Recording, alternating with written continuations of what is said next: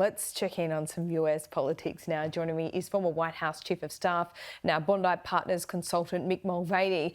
We've been looking at a few domestic polls today that aren't particularly good for Anthony Albanese and the incumbent government here. But I guess, perspective is everything. Joe Biden's polls are pretty dismal, aren't they?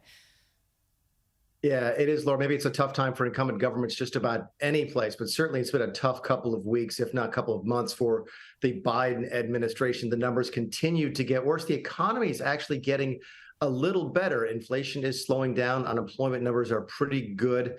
But the prices are just going up more slowly than they were before. They haven't started coming back down, and people are still feeling the pinch when they go to the grocery store, when they go to buy a new car, when they go to rent an apartment or a home. So the Biden team has lost 10 or 15 points against Trump in the last couple of weeks, and it's continuing to get worse. So it just continues to spark that discussion about whether or not the Democrats are going to try and replace Joe Biden with somebody else.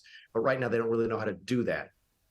No, and what is it that's such a drag? We talked about the age factor, but of course we are living amid a cost of living crisis as well. Is it that cost of living issue? It's everything going against Biden right now. And I know I'm a Republican saying that, and I don't take any joy in saying that. I'm trying to be straight down the middle with you. Inflation is not helping him.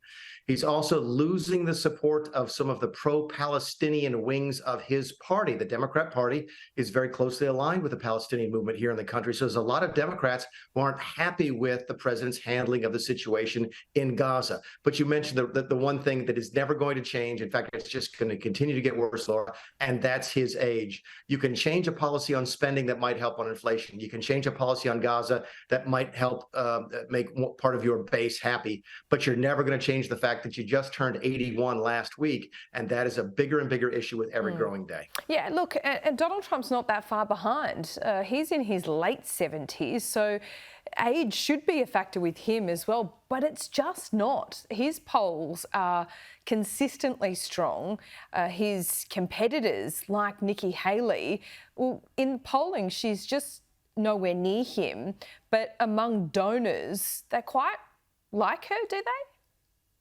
Yeah, they do. The donor class, the establishment wing of the party, so the folks who would be more closely aligned with the Jeb Bushes and the Mitt Romneys of the Republican Party in my country, have been looking for someone who they think can take out Donald Trump. And right now they're settling, for right now at least, on Nikki Haley. She's done fairly well. She's moved into second place from fifth or sixth in some of the early states, such as New Hampshire, Iowa, her home state of South Carolina. My home state is also an early state, but she's still 40 or 50 points behind Trump.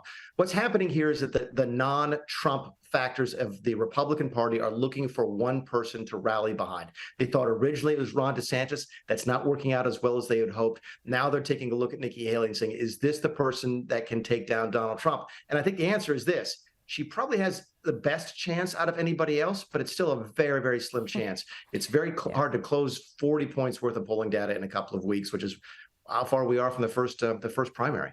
Yeah, is that just wishful thinking from, the cohort of anyone but Trump in Republican circles? To a certain extent, that's exactly what it is. And maybe they'll settle on somebody next week. But when you're losing by 40, or put Trump's perspective, when you're winning by 40 points, what does it matter who's in second? Because it's not even close. Yeah, well said. Mick Mulvaney, we'll leave it there. We'll check in with you next week, see if anything's changed. See you soon. Thanks, LJ. See you.